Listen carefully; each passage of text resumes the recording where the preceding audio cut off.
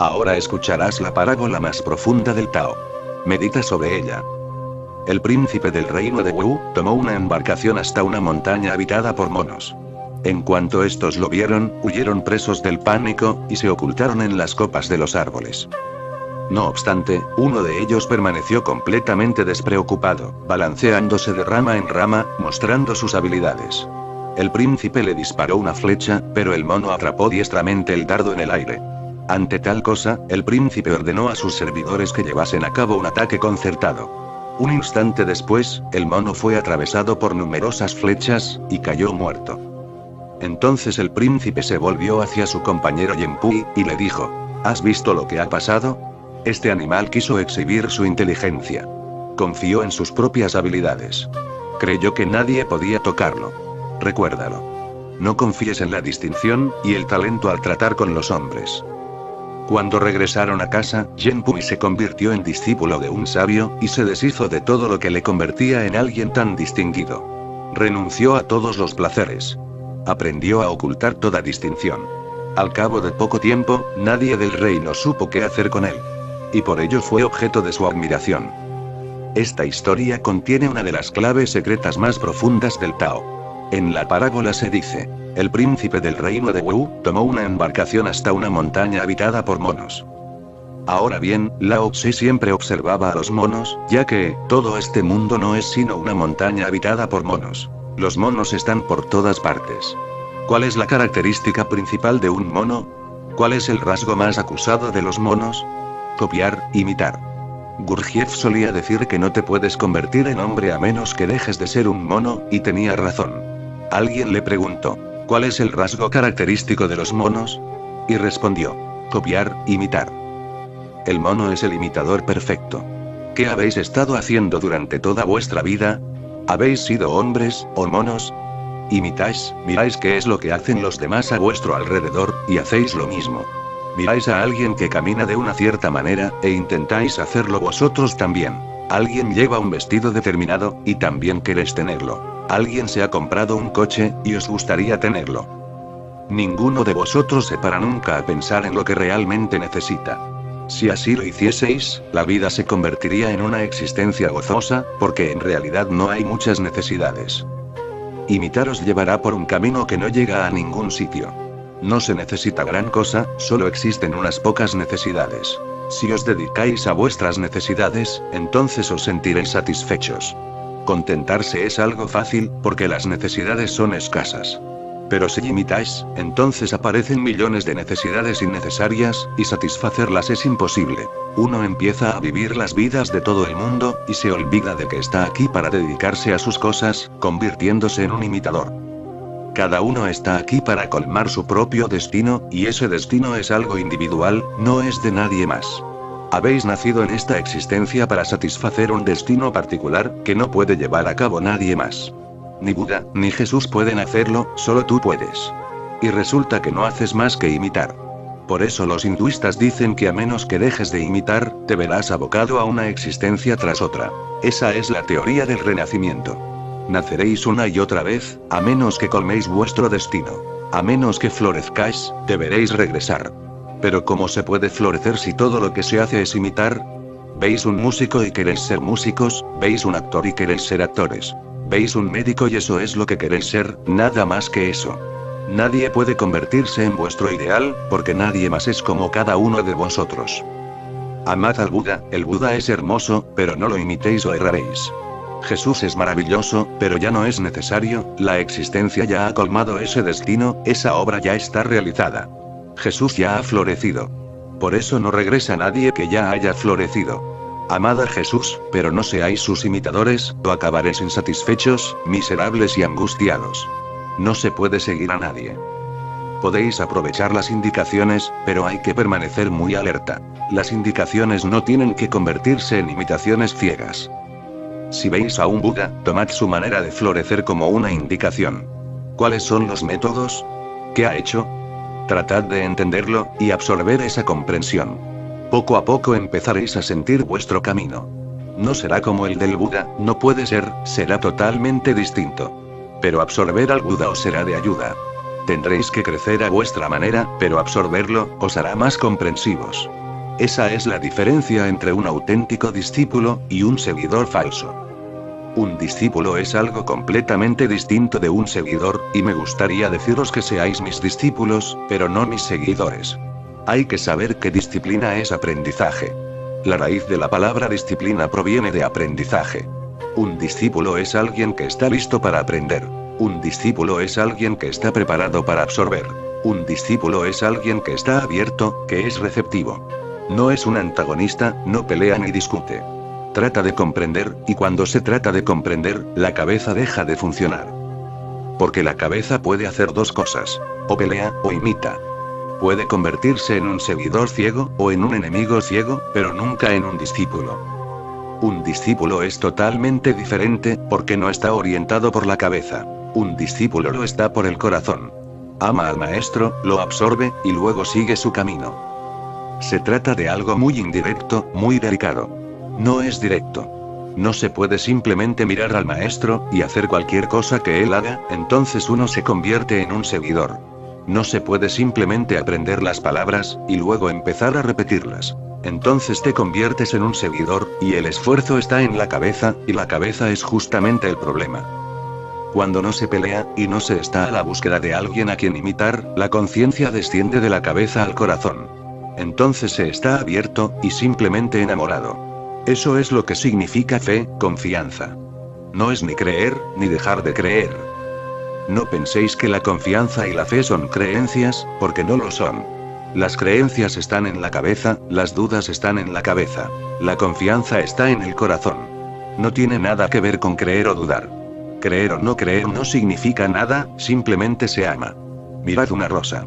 ¿Creéis o dudáis de ella? No hacéis nada, simplemente la miráis. Nadie es un seguidor, nadie está en contra. El sol sale por las mañanas. ¿Qué hacéis? ¿Cerráis los ojos porque sois incrédulos, o bien seguís el camino del sol todo el día, porque sois seguidores? Tanto de una manera como de otra acabaríais locos. Así que simplemente disfrutáis, absorbéis la mañana, su frescor, la juventud del día, la novedad. Con el sol todo parece revivir. Disfrutáis de la vida, y esta revive a través vuestro. Miráis a una rosa, y algo de la rosa llega a vuestro corazón. Fuera, la rosa florece, y en vuestro interior el corazón también empieza a florecer. Llegáis ante un maestro, un Buda, un Jesús, un Lao Tse. ¿Qué hacéis? Haced lo mismo que harías con una rosa, o con el amanecer, no necesitáis seguir, ni no seguir, solo absorber. Las últimas palabras que Jesús dijo a sus discípulos fueron: comed mi carne y bebed mi sangre, dejad que fluya en vuestra sangre, absorberme. Cuando dijo comed mi carne, se refería a comprenderlo, y entonces contaréis con vuestra propia luz interior. Un maestro auténtico nunca da reglas, da discernimiento. Nunca muestra el camino, nunca dice que este es el camino y que lo sigáis. Simplemente os da la luz, y dice: ahora tomad la luz, y penetrad en la oscuridad. Esa luz os mostrará el camino. Un maestro falso os da un mapa. Dice: este es el mapa, no os perdáis, seguid este mapa. Nunca os da la luz. Si contáis con la luz, no hay necesidad de ningún mapa, porque hallaréis vuestro propio sendero. Y el sendero de cada uno será diferente, porque todo el mundo es diferente. Permitid que esta noción penetre en vuestro corazón. No hay dos personas iguales, no puede ser. La existencia no es repetitiva, ni se agota. La existencia sigue floreciendo a través de nuevas singularidades. Todo el mundo es extraordinario, no hay necesidad de demostrarlo. Si queréis demostrarlo, os convertiréis en un mono, no en un hombre. Dejad de copiar. Copiar es fácil. Comprender es difícil. Por eso se copia, porque es fácil. Solo hay que seguir una regla. No necesitáis comprender nada. Se da una regla bien definida, y se sigue. La gente me dice: denos reglas bien definidas que podamos seguir. Lo que están diciendo es: no vamos a crecer, no vamos a madurar por nosotros mismos. Usted solo tiene que darnos reglas definidas. ¿Qué comer, qué no comer, cuándo levantarnos por la mañana y cuándo acostarnos? Ofrézcanos reglas bien definidas que podamos seguir. Queréis convertiros en monos, no en hombres. Un hombre nunca pediría reglas bien definidas, pediría comprensión para poder hallar su propio camino, para así moverse en el mundo. No necesita llevar un mapa, ni brújula. La luz interior le mostrará el camino. Y hay belleza porque existe libertad. Cuando no hay libertad, no hay belleza. La servidumbre, la esclavitud, es lo peor del mundo. La historia continúa. En cuanto estos monos lo vieron, huyeron presos del pánico, y se ocultaron en las copas de los árboles. No obstante, uno de ellos permaneció completamente despreocupado, balanceándose de rama en rama, mostrando sus habilidades. Ese mono debía ser el líder de los monos, una especie de presidente, de primer ministro. ¿Cómo podría huir un líder, igual que el resto de los mortales? ¿Cómo podría un líder, un auténtico líder, seguir el ejemplo de los monos corrientes? Tenía que exhibirse, demostrar su fuerza. De otra manera, se habría quedado sin prestigio a los ojos del resto de los monos. Si quieres seguir siendo un líder, tienes que ser duro. Si quieres ser un líder, hay que demostrarlo. Todos los líderes políticos están siempre demostrándolo, exhibiéndose. Nunca vemos sus auténticos rostros, nadie los ve. Ni siquiera sus esposas e hijos. Son tan eficientes que nadie sabe quiénes son. Siempre están alardeando. Se dice que cuando un político dice sí, en realidad significa tal vez. Si dice que tal vez, quiere decir que no. Y si dice que no, es que no es un político. Diga lo que diga, nunca quiere decir lo que dice. Sea lo que quiere decir, nunca lo dice. Y a través de un político uno se puede comprender a sí mismo. El líder solo es una imagen aumentada del seguidor, y siempre es fácil ver las cosas en una imagen aumentada. Con una lupa siempre se ve mejor. Está bien tratar de comprender a los líderes de los hombres, porque todos ellos son grandes monos. ¿Creéis que sois vosotros los que los seguís? En realidad, son ellos los que os siguen. Un líder es siempre un seguidor de sus propios seguidores, porque siempre tiene que estar pendiente de lo que hacen, y a dónde van. Debe saber de antemano en qué dirección sopla el viento, para poder adelantarse. Ahora una anécdota. En una ocasión, Benjamín se dirigía a algún lugar en su burro, que iba a buen ritmo. Un amigo le preguntó: ¿A dónde vas, Benjamín? Él dijo: si quieres que te diga la verdad, no lo sé. No me lo preguntes a mí, pregúntale al burro. El amigo dijo: no comprendo. Benjamín respondió: eres amigo mío, así que te seré franco. Este burro es tenaz y testarudo, y siempre está creando dificultades.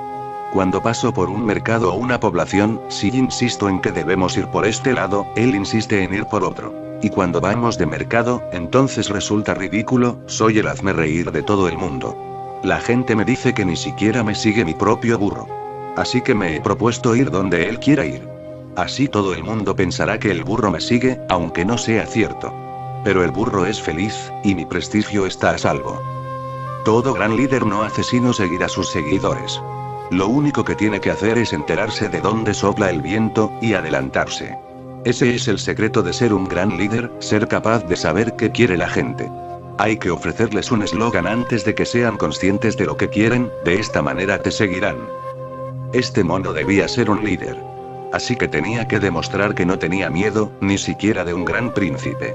Los otros monos habían huido, esos pobres monos normales y corrientes, pero él no era ni normal ni corriente, era todo un rey. Debía sobresalir, debía quedarse allí. Así obtendría más prestigio a los ojos del resto de los monos. La parábola continúa. El príncipe le disparó una flecha. Ahora bien, vuestros príncipes tampoco son muy diferentes. Eso era insultar al príncipe. El mono se comportaba de manera insultante. Era natural que todos los monos hubieran salido corriendo. Llegaba un gran príncipe, y ahí estaba ese mono, tratando de pavonearse, demostrando que era un tipo duro. No, eso no podía permitirse, porque el príncipe contaba con sus propios seguidores. El príncipe tenía que ocuparse de los otros hombres, de lo que podían llegar a pensar, si ni siquiera a un mono le importaba la presencia del príncipe. Así que el mono debía morir. La lógica es la misma. En la historia se dice: pero el mono atrapó diestramente el dardo en el aire. Ante tal cosa, el príncipe ordenó a sus servidores que llevasen a cabo un ataque concertado. Este mono parecía muy arrogante, muy egoísta. El príncipe pudo ver el ego del mono, pero no el suyo propio. Y eso es lo que sucede en todo el mundo. En toda relación siempre se ve el ego del otro, pero no el propio, y el otro ve tu ego, pero no el suyo. Esta es una historia escrita por un hombre. Si la hubiera escrito un mono, sería totalmente diferente. Imaginad un Lao Tse entre los monos, escribiendo la historia. Habría dicho que el príncipe era muy arrogante y violento, porque el mono no hacía nada erróneo, solo se divertía. ¿Por qué tenía que ofenderse el príncipe? ¿Por qué había decidido que el mono tenía que morir? El príncipe debe haber sido una persona muy egoísta. Intentó matar al mono, y este solo intentaba defenderse. Si consideráis la historia desde el punto de vista del mono, sería otra, pero la base es la misma, y eso es lo que siempre ocurre. Un hombre de sabiduría siempre considera todos los problemas también desde el punto de vista del otro. Ahora bien, la unidad básica de vida, esposa y marido, son los que tienen los más graves problemas. Demasiada tensión, demasiado ego, demasiada falsedad, para finalmente convertirse en un infierno. En estos casos siempre es sugerible que se pongan en el lugar del otro, al menos durante un día, que la esposa se convierta en el marido, y que el marido adopte el papel de la esposa. Que intenten ingeniárselas así durante 24 horas, y luego les parecerá muy fácil comprender al otro. Intentadlo aunque solo sea durante una hora, dialogando como si fueseis el otro, y os sentiréis muy relajados. Hay que ser suficientemente flexible como para saber lo que el otro siente en cada momento. El marido llega a casa y dice algo que le parece de lo más normal, pero la esposa se siente ofendida. Él no comprende qué ha ocurrido, no ha dicho nada. Solo tiene que meditar un instante, ponerse en el lugar de la esposa, pensar que se es la esposa, y que llega el marido diciendo la misma frase. ¿Cómo se sentiría? De entrada, entendería perfectamente a la esposa, comprendería por qué se ha sentido así. Y si podéis comprender al otro, también podréis entenderos mejor a vosotros mismos. El otro siempre os considera un egoísta. Vosotros nunca lo veis así, porque estáis ciegos para con vosotros mismos. El príncipe también estaba ciego. Vio que el mono trataba de exhibirse, pero no puede darse cuenta de que él mismo se sentía ofendido. Que se exhiba. Los monos son monos, que se divierta. No está haciendo ningún daño. Solo salta de rama en rama, balanceándose, jugando. Que juegue. ¿Por qué le importaba tanto eso al príncipe? Se sintió insultado, sintió que el mono intentaba decir, no eres nadie. A mí me tienes sin cuidado que vengas. Puedes ser un príncipe de los hombres, pero a los monos nos da igual. Y yo también soy príncipe, y tú no eres nadie para mí, ¿acaso te puedes balancear de rama en rama? Se dice que el hombre es la evolución del mono, pero soy de la opinión de que si les preguntásemos a los monos, dirían que el hombre no es una evolución, sino un descenso del mono. Mirad, los monos son más fuertes, y pueden hacer bastantes cosas que vosotros no podéis hacer. Son bastante más felices, y disfrutan más de la vida. Así pues, ¿qué habéis ganado con vuestra evolución? ¿Los juguetes electrónicos? ¿Las bombas atómicas?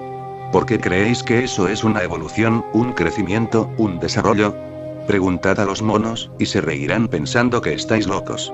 Ni siquiera podéis trepar un árbol como un mono. El príncipe es más violento que el mono, porque el exhibicionismo del mono solo pregunta, ¿por qué quieres matarme? Pero el hombre es más violento que cualquier animal. En Tokio hay un zoológico. Si alguna vez vais a Tokio, no os lo perdáis. Hay todo tipo de animales salvajes, cientos de jaulas, y hay una última jaula en la que aparece un cartel que dice, el animal más peligroso de todos. Pero está vacía. Si miráis, lo encontraréis, porque la jaula no es sino un espejo. El mono era inocente en su ego. Los animales tienen sus egos pero todavía son inocentes, no son muy violentos. Pero el hombre es violento, el hombre parece ser el único animal violento. Tigres y leones matan, pero solo para comer, nunca con otros propósitos. El hombre mata no solo para comer, disfruta matando. La caza es un deporte para él. Mata por matar, y ningún animal del mundo mataría a sus propios hermanos y hermanas. Un león no matará a otro león, un mono tampoco matará a otro mono como él. El hombre es el único animal que mata a otros hombres. En todos los animales existe una protección innata. Los zoólogos dicen que todo animal cuenta con un mecanismo incorporado para no matar a la misma especie. Pero parece que en el hombre se estropeó algo, mata a su propia especie. En el mundo animal no existe la guerra, aunque los individuos pueden luchar. Los animales comprenden mejor. Si dos perros luchan, más tarde o más temprano, al cabo de pocos minutos, llegan a un acuerdo. El hombre nunca llega a un acuerdo. Parece que no se queda tranquilo si no mata. Incluso los perros son más listos. Si dos perros ladran, se enseñan los dientes, saltan sobre el otro. Solo están tratando de saber quién es el más fuerte. Es una pelea fingida. Todavía no han empezado, pero no obstante, cuando uno de ellos siente que no es lo suficientemente fuerte, sabe que luchar no tiene sentido. Así que lo señala con la cola, dice, alto. Y entonces todo se acaba así, han llegado a un acuerdo. Se ha establecido una jerarquía, el más fuerte acabaría ganando, claro, así que, ¿para qué empezar una pelea innecesaria? Solo el hombre se muestra estúpido, el animal más estúpido de todos, porque nunca cree que el débil saldrá perdiendo, y que el fuerte ganará. Son matemáticas simples, así que si el fuerte acabará ganando, ¿para qué luchar? No es necesario. Hitler podía ladrarle a Stalin, y Stalin podía ladrarle a Hitler, y ambos podían llamar a sus matemáticos, y contar quién tenía más aviones y más bombas. En pocos minutos podrían haber arreglado sus diferencias. Solo tenían que hacerlo con la cola. No era necesario empezar una guerra, porque una guerra solo demuestra lo que ya se ha visto de antemano, es decir, quién es el más fuerte. ¿Para qué tanto derroche? ¿Para qué tal desperdicio de seres humanos? Pero no, es imposible. Los seres humanos son tan egoístas que incluso el débil se cree que va a ganar. Ningún animal se engaña tanto. Las peleas fingidas están ahí para dilucidar quién es el más fuerte, y luego se acabó. Eso no quiere decir que el perro que baja la cola sea un cobarde. No, simplemente es listo. Es débil, así que ¿para qué perder el tiempo peleando? Ha llegado a esa conclusión, y la ha alcanzado de manera inocente, sin derramamiento de sangre. Si peleasen, acabarían llegando a la misma conclusión. ¿Para qué ir a la guerra? Así está mejor. La historia dice, ante tal cosa, el príncipe ordenó a sus servidores que llevasen a cabo un ataque concertado. Menuda tontería. Necesitan llevar a cabo un ataque concertado para matar a un mono, muchos hombres atacando al mono por todas partes. La historia continúa. Un instante después, el mono fue atravesado por numerosas flechas, y cayó muerto. Y el príncipe se debe haber sentido muy bien, debe de parecerle que ha conseguido algo. Pero fijaos cuánta tontería, un ataque concertado con tanta gente, pues el príncipe no debía estar acompañado de menos de 100 personas. 100 personas matando a un mono, y eso les hace sentirse bien, victoriosos. ¡Qué estupidez! En la historia se dice, entonces el príncipe se volvió hacia su compañero Yenpui. Fijaros cómo incluso en medio de tanta estupidez somos capaces de querer demostrar que somos sabios. El príncipe ha matado innecesariamente, y de ninguna manera a eso se le puede llamar una victoria. Matar un mono mediante un ataque concertado de 100 hombres con flechas, y el mono estaba desarmado, desnudo, carente de toda protección. ¿Es eso una victoria? De ninguna manera, ni siquiera es tener vergüenza.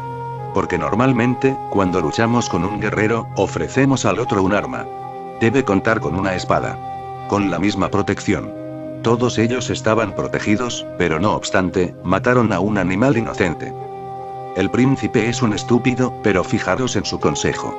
Incluso en nuestra estupidez somos capaces de creernos listos. ¿Qué dijo? Le dijo a su compañero, Yenpui. ¿Has visto lo que ha pasado? Este animal quiso exhibir su inteligencia. Confió en sus propias habilidades. Creyó que nadie podía tocarle. Recuérdalo. No confíes en la distinción y el talento al tratar con los hombres. Este es uno de los puntos más sutiles que conviene comprender. Siempre nos la pintamos para aconsejar a los demás, pero cuando estamos en la misma trampa, con los mismos problemas, en la misma crisis, ya no somos tan listos.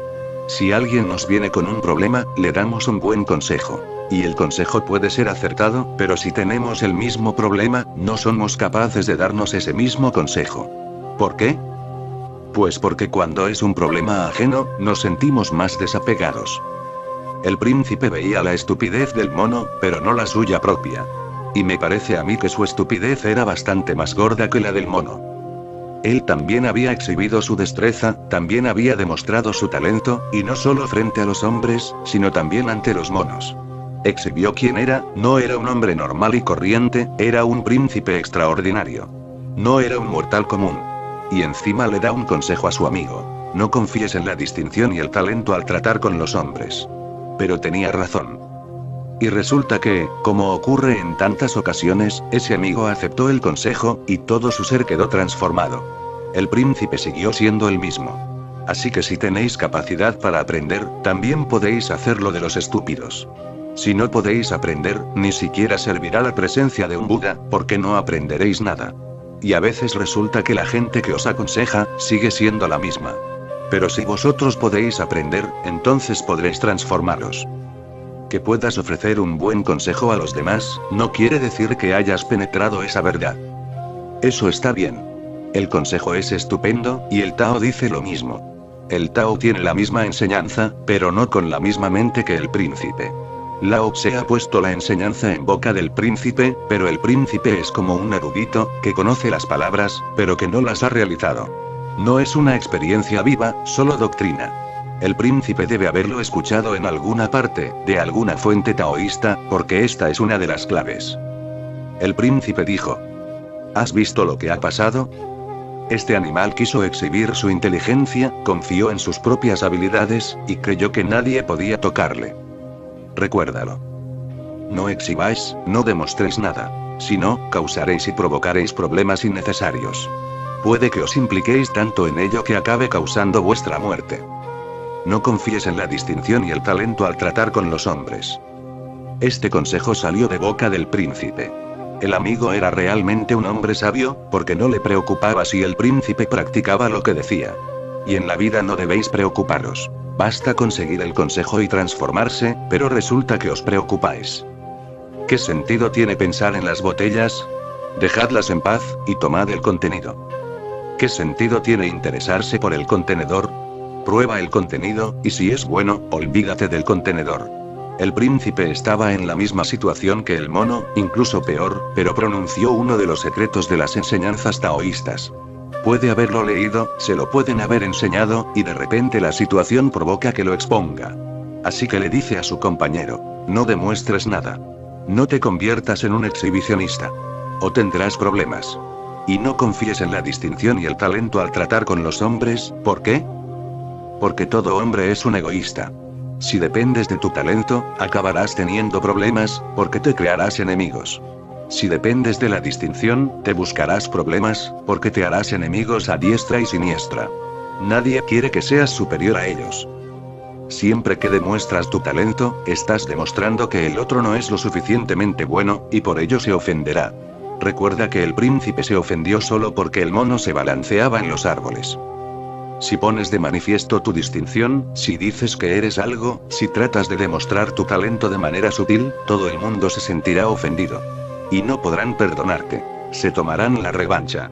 Las masas se vengan de todos los hombres distinguidos. Jesús fue crucificado porque las masas no pudieron tolerar su superioridad. No pudieron tolerar a este hombre de calidad. Era extraordinario, y por eso tuvieron que matarlo. Atenas no pudo soportar a Sócrates. Era extraño, una de las mentes más singulares jamás nacida, tan penetrante que nada podía comparársele. Atenas no pudo tolerarlo, todo el mundo se sintió ofendido. Lao Tse dice: permanece oculto. Hay que recordar que ningún maestro taoísta ha sido crucificado, o envenenado. Nunca. Porque no confían en el talento. Nunca dicen que son diferentes del resto. Nunca dicen que son más elevados, más divinos, más santos. No, nunca dicen nada. Se comportan de una manera que hace que todos los que están a su alrededor se sientan superiores. El mismo Lao Tse vivió una vida normal y corriente, una vida tan estupenda que nadie sospechó que era un hombre de dimensiones extraordinarias. Cuando pasaba por los pueblos, estos ni siquiera se percataban de su paso. En una ocasión un emperador oyó hablar de Lao Tse, y el rumor decía que era un hombre muy sabio. Así que envió a su primer ministro a buscarlo. Pero, ¿dónde encontrarlo? No tenía hogar, ni dirección, era un vagabundo.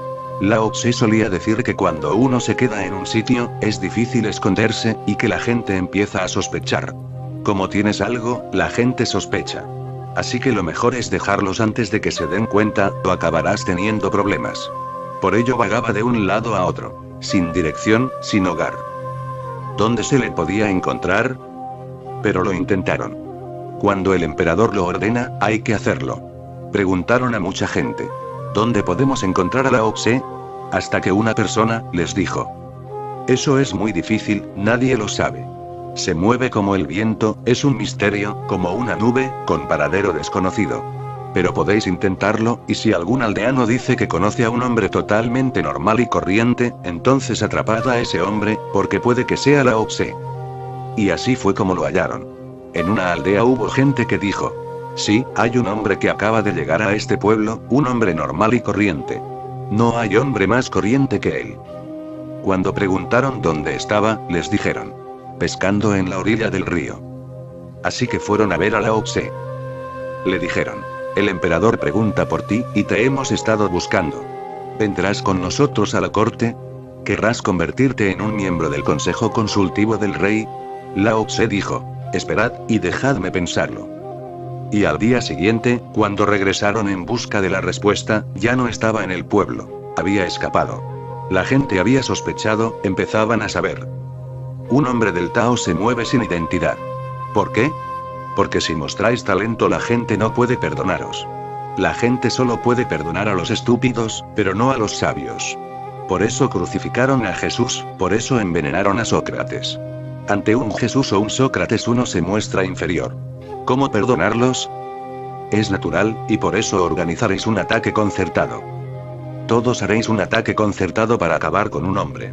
Entonces os dará la impresión de que os habéis quitado un peso de encima. Un Jesús es tan exquisito, que si se pone a vuestro lado, os hará sentir inferiores. Tiene que esconderse. Esta enseñanza es muy básica. Así se lo dijo el príncipe a su compañero, Yen Pui.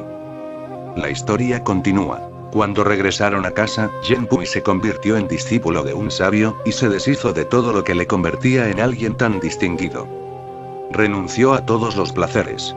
Aprendió a ocultar toda distinción.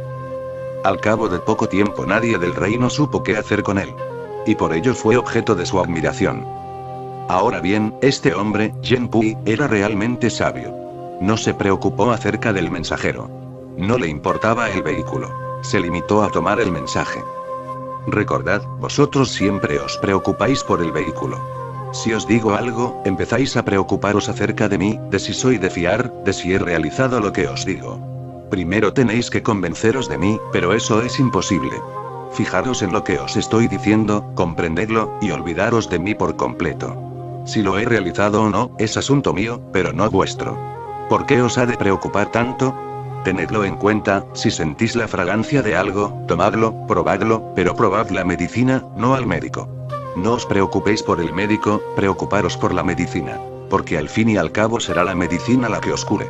Y si es posible hallar la medicina adecuada incluso en manos de un matasanos. Lo contrario es asimismo posible, hallar la medicina equivocada en un doctor de verdad. Lo real, lo auténtico es la medicina. Este hombre, Yen Pui, debe haber sido un hombre muy sabio e inteligente. De otra manera, habría pensado: este príncipe está loco.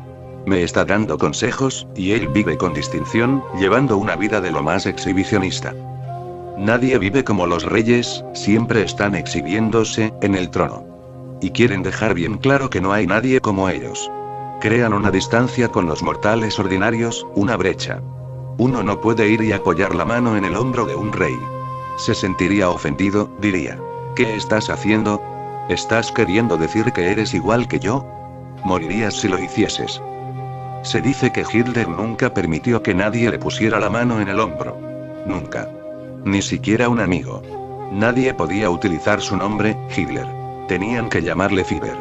A nadie se le permitía utilizar su nombre, porque eso habría sido demostrar amistad. Nunca amó a ninguna mujer, porque es muy difícil amar a una mujer y no convertirla en tu igual, es imposible. Y las mujeres son demasiado inteligentes y astutas. Si las amas no solo intentarán ser iguales, sino que probarán a ser superiores, y pueden demostrarlo. Nunca amó a ninguna mujer. Tuvo algunas relaciones, pero nunca una relación amorosa, solo sexual. Y trataba a la mujer como a una sirvienta. No solo como a una sirvienta, sino como a una esclava. Vivió con una mujer durante muchos años, y un día tuvo lugar un pequeño incidente. La mujer quiso ir a ver a su madre, la madre estaba enferma en un hospital, y Hitler dijo que no. Era muy dictatorial. Si decía no, era que no. La mujer pensó que no iba a discutir el asunto, así que cuando Hitler se fue a la oficina, ella podría ir a ver a su madre y regresar. Ningún problema. Así que Hitler se fue a la oficina. La mujer se marchó a ver a su madre, y regresó a casa antes que Hitler. Cuando este llegó, preguntó en la puerta si su novia había salido. Lo había hecho.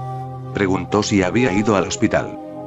Luego entró en casa sin preguntar nada, y la mató, le pegó 2 tiros inmediatamente. ¿Qué clase de amor es el que solo puede tolerar la existencia de esclavos?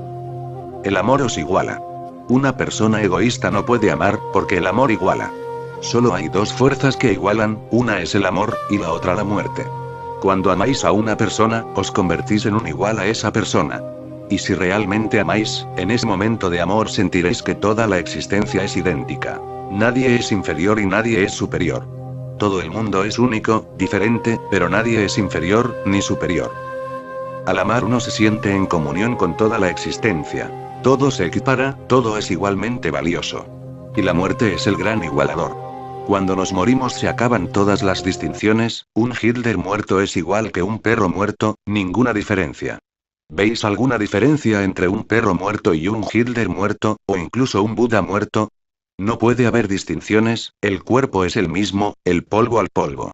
Y aquellos que pueden amar, se pueden convertir, y sentir, en igualdad con toda la existencia, incluso con las piedras. Si estáis enamorados, sentiréis una vibración que indica que todo es igual, incluso las piedras. Entonces ya no hay muerte, porque no podéis morir, ya que estáis unidos a toda la existencia. Esta unidad continuará. La forma desaparecerá. Volveréis a aparecer en nuevas oleadas, floreceréis en nuevos árboles, bailaréis en nuevos seres, pero continuaréis. Esa es una de las cosas más paradójicas. Que sois únicos y no obstante una sola existencia. Esta paradoja no puede ser explicada. Tenéis que experimentarla. Sois únicos, y no obstante, uno con la existencia. En la historia se dice. Cuando regresaron a casa, Genpui se convirtió en discípulo de un sabio. No le preocupó si el príncipe seguía su propio consejo, o no.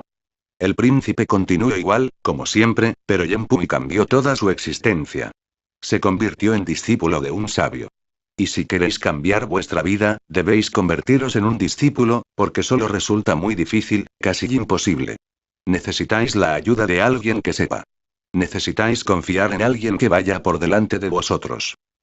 Disciplina significa aprender de alguien, rendirse a alguien, ser receptivo a alguien. No significa seguir e imitar, sino absorber su comprensión de manera que se ilumine vuestra luz interior. Acercarse a una llama encendida para que pueda encenderse la vuestra. Entonces podréis andar por vosotros mismos, entonces os habréis convertido en un universo. Pero antes de eso resulta difícil encontrar, moverse, llegar al camino adecuado. Cerca de un sabio son posibles muchas cosas imposibles se convierten en posibles, porque un sabio es el único milagro en el mundo. Vive en el cuerpo, y ya ha dejado de ser el cuerpo. Está aquí, con vosotros, pero ha dejado de estarlo. Os toca y no obstante, entre vosotros existe una distancia vasta e infinita. Un sabio es el único milagro. Si vivís a su alrededor, en silencio, absorbiendo, bebiendo de su vino, empezaréis a sentir el milagro, y que también ha empezado a cambiarlo. Es como cuando estáis enfermos, y os vais a Suiza. ¿Qué puede hacer Suiza? Pero el clima es saludable, en ese clima saludable la enfermedad no puede persistir. Vuestra enfermedad necesita un respaldo, y en Suiza no lo encuentra, así que cesa. Sin apoyo se viene abajo. Cerca de un sabio se os cambia el clima. Vivís con personas tan ignorantes como vosotros, vivís en un cierto clima, en un cierto ambiente. Entonces llegáis cerca de un sabio, y cambiáis de clima. Habéis llegado al Himalaya, a los Alpes, a Suiza. Ahora el clima es diferente, ahora vuestra enfermedad no hallará respaldo. Poco a poco os arrebatará todos los apoyos. Sin los apoyos, la enfermedad fracasa. Y cuando no hay enfermedad, florece la buena salud. Todo lo que hace falta es apartar la enfermedad, porque la salud ya está ahí, no es algo que se os dé. Para que la salud florezca solo hay que apartar la enfermedad. El clima cambia cerca de un sabio. Pero hay que estar abierto. Si vais a Suiza y vais con una armadura de acero alrededor, no cambiaréis, porque vuestra armadura de acero llevará su propio clima interior. Id al sabio sin ninguna armadura, sin defensas, ese es el significado de la rendición. Ya date cuenta. Todo lo que hacemos en nuestra vida es aprender a ser distinguidos. Cómo ser el primero de la clase, de la universidad, cómo obtener una medalla de oro, cómo ganar el Nobel, cómo sobresalir en una u otra manera, en cualquier cosa. Toda la educación, la cultura y la civilización, os enseña a ser alguien, a sobresalir, y el Tao dice: no sobresalgas, abandona todo lo que es distinguido. Sé ordinario, sé simple. Lo sencillo es lo adecuado. Ser normal y corriente es lo adecuado. Si quieres ser extraordinario, sobresaliente, entonces siempre estarás intranquilo y tenso, porque siempre habrá que demostrar algo. Hay que convencer a los demás, y toda tu vida será pura indecisión.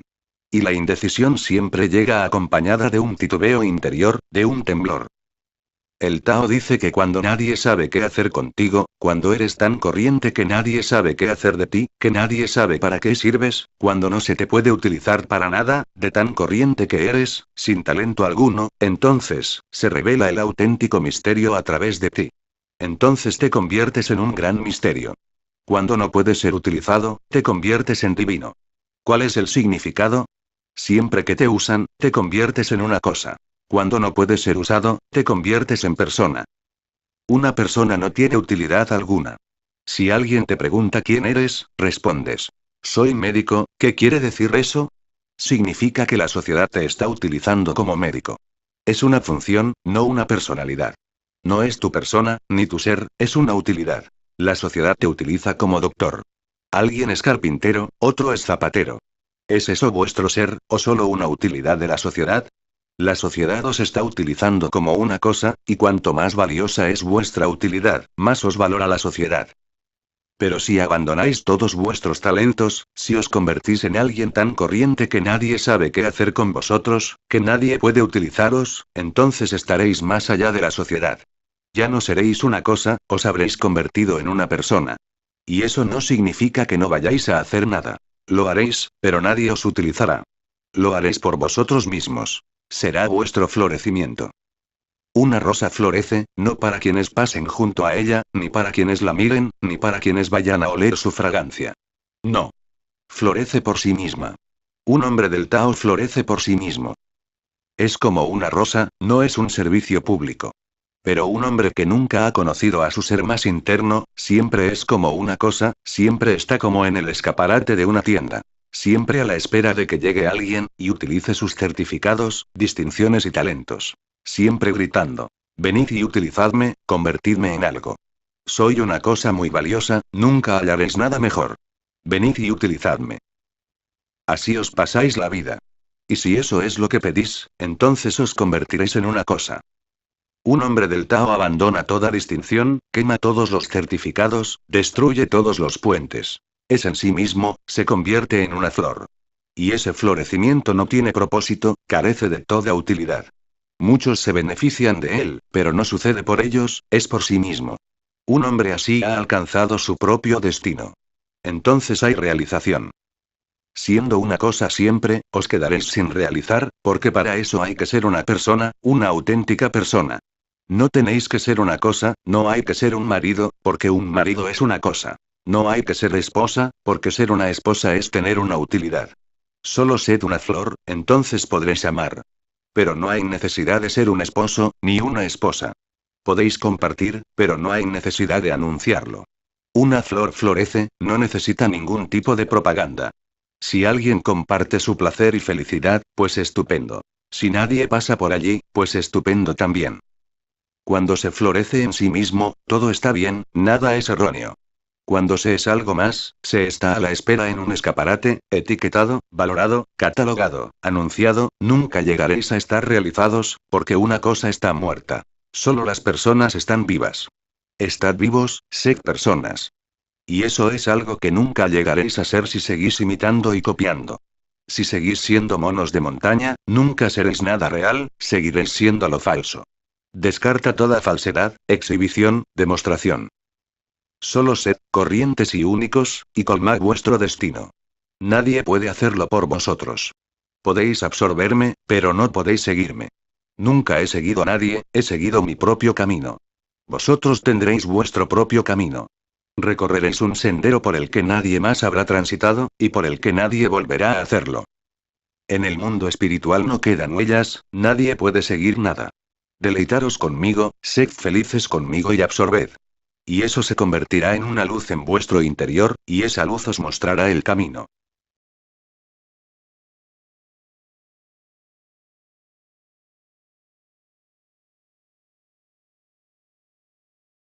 Y cuando se trata de comprender, la cabeza deja de funcionar. Porque la cabeza puede hacer dos cosas: o pelea, o imita. Puede convertirse en un seguidor ciego, o en un enemigo ciego, pero nunca en un discípulo. Un discípulo es totalmente diferente, porque no está orientado por la cabeza. Un discípulo lo está por el corazón. Ama al maestro, lo absorbe, y luego sigue su camino. Se trata de algo muy indirecto, muy delicado. No es directo. No se puede simplemente mirar al maestro, y hacer cualquier cosa que él haga, entonces uno se convierte en un seguidor. No se puede simplemente aprender las palabras, y luego empezar a repetirlas. Entonces te conviertes en un seguidor, y el esfuerzo está en la cabeza, y la cabeza es justamente el problema. Cuando no se pelea, y no se está a la búsqueda de alguien a quien imitar, la conciencia desciende de la cabeza al corazón. Entonces se está abierto, y simplemente enamorado. Eso es lo que significa fe, confianza. No es ni creer, ni dejar de creer. No penséis que la confianza y la fe son creencias, porque no lo son. Las creencias están en la cabeza, las dudas están en la cabeza. La confianza está en el corazón. No tiene nada que ver con creer o dudar. Creer o no creer no significa nada, simplemente se ama. Mirad una rosa. ¿Creéis o dudáis de ella? No hacéis nada, simplemente, y por ello fue objeto de su admiración. Esta historia contiene una de las claves secretas más profundas del Tao. En la parábola se dice: el príncipe del reino de Wu tomó una embarcación hasta una montaña habitada por monos. Ahora bien, Lao Tse siempre observaba a los monos, ya que todo este mundo no es sino una montaña habitada por monos. Los monos están por todas partes. ¿Cuál es la característica principal de un mono? ¿Cuál es el rasgo más acusado de los monos? Copiar, imitar. Gurdjieff solía decir que no te puedes convertir en hombre a menos que dejes de ser un mono, y tenía razón. Alguien le preguntó: ¿cuál es el rasgo característico de los monos?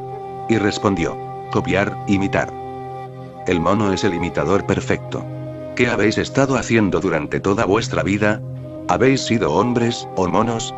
Imitáis, miráis qué es lo que hacen los demás a vuestro alrededor, y hacéis lo mismo. Miráis a alguien que camina de una cierta manera, e intentáis hacerlo vosotros también. Alguien lleva un vestido determinado, y también queréis tenerlo. Alguien se ha comprado un coche, y os gustaría tenerlo. Ninguno de vosotros se para nunca a pensar en lo que realmente necesita. Si así lo hicieseis, la vida se convertiría en una existencia gozosa, porque en realidad no hay muchas necesidades. Imitar os llevará por un camino que no llega a ningún sitio. No se necesita.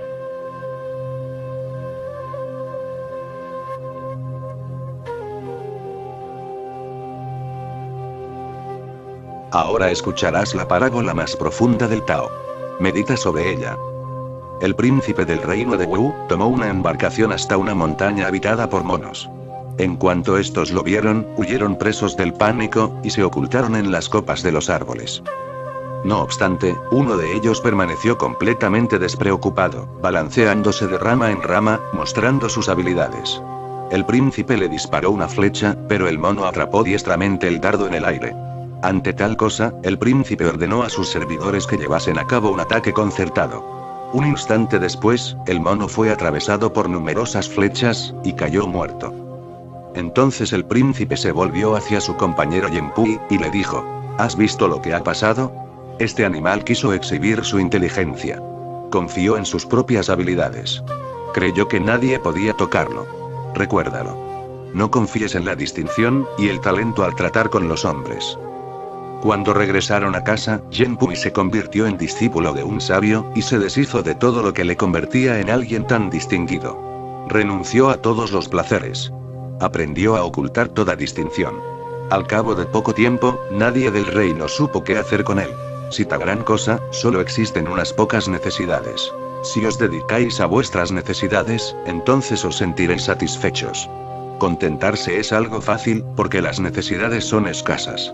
Pero si imitáis, entonces aparecen millones de necesidades innecesarias, y satisfacerlas es imposible. Uno empieza a vivir las vidas de todo el mundo, y se olvida de que está aquí para dedicarse a sus cosas, convirtiéndose en un imitador. Cada uno está aquí para colmar su propio destino, y ese destino es algo individual, no es de nadie más. Habéis nacido en esta existencia para satisfacer un destino particular, que no puede llevar a cabo nadie más. Ni Buda, ni Jesús pueden hacerlo, solo tú puedes. Y resulta que no haces más que imitar. Por eso los hinduistas dicen que a menos que dejes de imitar, te verás abocado a una existencia tras otra. Esa es la teoría del renacimiento. Naceréis una y otra vez, a menos que colméis vuestro destino. A menos que florezcáis, deberéis regresar. Pero ¿cómo se puede florecer si todo lo que se hace es imitar? ¿Veis un músico y queréis ser músicos? ¿Veis un actor y queréis ser actores? ¿Veis un médico y eso es lo que queréis ser? Nada más que eso. Nadie puede convertirse en vuestro ideal, porque nadie más es como cada uno de vosotros. Amad al Buda, el Buda es hermoso, pero no lo imitéis o erraréis. Jesús es maravilloso, pero ya no es necesario, la existencia ya ha colmado ese destino, esa obra ya está realizada. Jesús ya ha florecido. Por eso no regresa nadie que ya haya florecido. Amad a Jesús, pero no seáis sus imitadores, o acabaréis insatisfechos, miserables y angustiados. No se puede seguir a nadie. Podéis aprovechar las indicaciones, pero hay que permanecer muy alerta. Las indicaciones no tienen que convertirse en imitaciones ciegas. Si veis a un Buda, tomad su manera de florecer como una indicación. ¿Cuáles son los métodos? ¿Qué ha hecho? Tratad de entenderlo, y absorber esa comprensión. Poco a poco empezaréis a sentir vuestro camino. No será como el del Buda, no puede ser, será totalmente distinto. Pero absorber al Buda os será de ayuda. Tendréis que crecer a vuestra manera, pero absorberlo, os hará más comprensivos. Esa es la diferencia entre un auténtico discípulo, y un seguidor falso. Un discípulo es algo completamente distinto de un seguidor, y me gustaría deciros que seáis mis discípulos, pero no mis seguidores. Hay que saber que disciplina es aprendizaje. La raíz de la palabra disciplina proviene de aprendizaje. Un discípulo es alguien que está listo para aprender. Un discípulo es alguien que está preparado para absorber. Un discípulo es alguien que está abierto, que es receptivo. No es un antagonista, no pelea ni discute. Trata de comprender,